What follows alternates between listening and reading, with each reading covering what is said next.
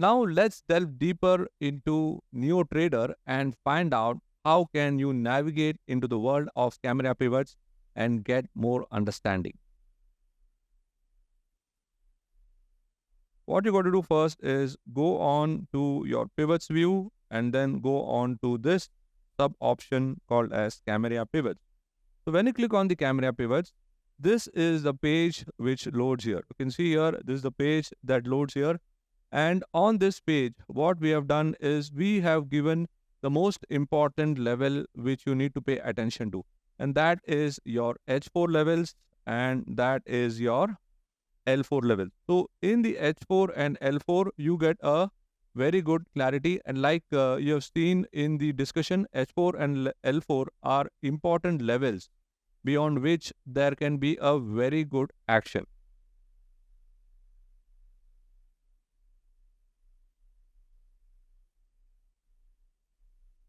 Now, as you can see here, we have got two sections here. One is the heat map and the other is the levels. So the heat map focuses on giving you a pictorial representation. You can see here that this is a pictorial representation of the stocks that are moving above H4.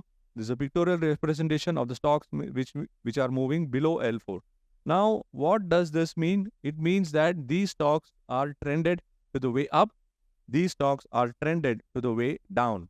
Now, based on the situation of the market, right?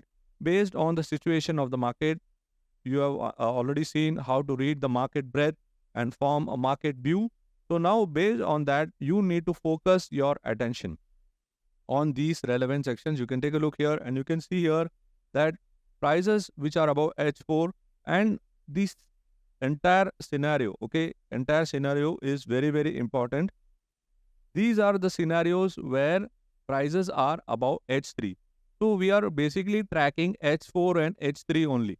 Okay, we are tracking H4 and H3 only because they are the points of initiation. They are the points from where a movement can emerge. H4 and above, the movement has already emerged. H3 is where the movement is about to emerge. So you can see here, this is H3, price above H3. This is open. This is prices below L3. So now there are various tabs here. I will explain to you all these tabs. But for your trading action, you have to look at prices above H4 and prices below L4. Now, as you can see here, in this top section, you have got something called as change now. So what does change now represent? Change now represent the stocks that have changed right at this moment. As you can see here, there are a lot of stocks here. There are 51 stocks which are listed here.